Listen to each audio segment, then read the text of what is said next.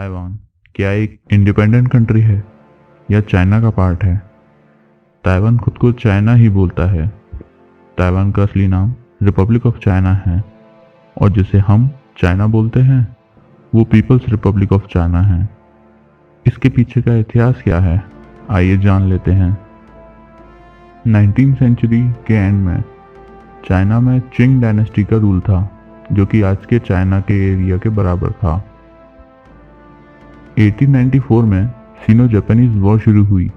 Japanese empire ने Korean peninsula और Taiwan पर हमला कर दिया। ये वॉर 1895 में एंड हुई और जापान इसमें विजयी हुआ। ये वॉर में ताइवान पर जापान का कब्जा हो गया और कोरियन पेनिनसुला की जोसिन डायनेस्टी का भी अंत हो गया।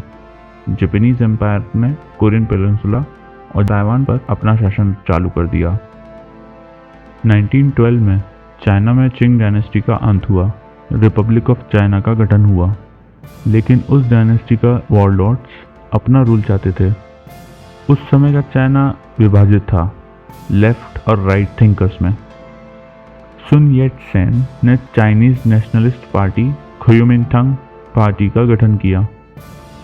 वो चाइना को यूनाइट करना चाहते थे एक गवर्नमेंट के अंडर। लेकिन उस समय चाइना में वॉरलॉर्ड्स हुआ करते थे जिन पर काबू पाने के लिए सोल्जर्स की ज़रूरत थी। इसलिए सुन येट सेन को रशिया से मदद लेनी पड़ी। उसके बदले में रशिया ने कम्युनिस्ट पार्टी ऑफ चाइना के कोऑपरेशन की शर्त रखी। 1925 में जब सुन येट सेन की डेथ हुई तो कुओमिंटांग पार्टी में दो हिस्से हो गए, लेफ्ट और राइट। राइट नेशनलिस्ट को चिंग शाई शेक लीड कर रहे थे। नेशनलिस्ट को अपनी पार्टी रैंक्स में कम्युनिस्ट बढ़ते दिख रहे थे और 1927 में फेमस शंघाई मैसेकर हुआ। हजारों कम्युनिस्टों को नेशनलिस्ट ने मार दिया। ये सब घटनाओं के कारण चाइना में सिविल वॉर शुरू हुआ। नेशनलिस्ट और कम्युनिस्ट जिनको रशिया का सपोर्ट था। अगस्त 1927 में इस वॉर में कम्युनिस्ट की तरफ से रेड आर्मी को लीड कर रहे थे माओ जेडोंग। ये सिविल वॉर कई साल चला।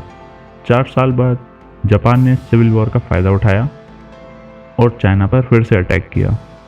ईस्टर्न पार्ट मंचूरिया पर कब्जा पा लिया और ये तीनों आपस में लड़ने लगे। कम्युनिस्ट पार्टी चाहती थी नेशनलिस्ट मिलकर जापान पर अटैक करे और जापान को चाइना से बाहर फेंके, पर नेशनलिस्ट जानते थे कि कम्युनिस्ट कभी भी मार सकते हैं उन्हें।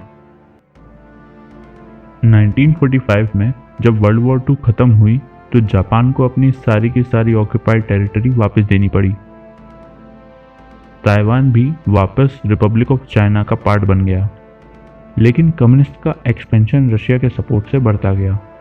1949 में नेशनलिस्ट लीडर को मेनलैंड चाइना छोड़कर ताइवान जाना पड़ा और माओ जेडोंग ने 1949 में चाइना को People's Republic of China declare कर दिया।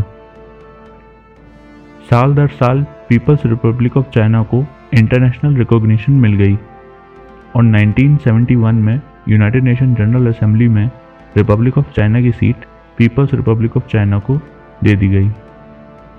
ऐसे ही और इंटरेस्टिंग वीडियोस देखने के लिए चैनल को सब्सक्राइब करें और ये वीडियो अच्छी लगी हो तो इसे लाइक करें।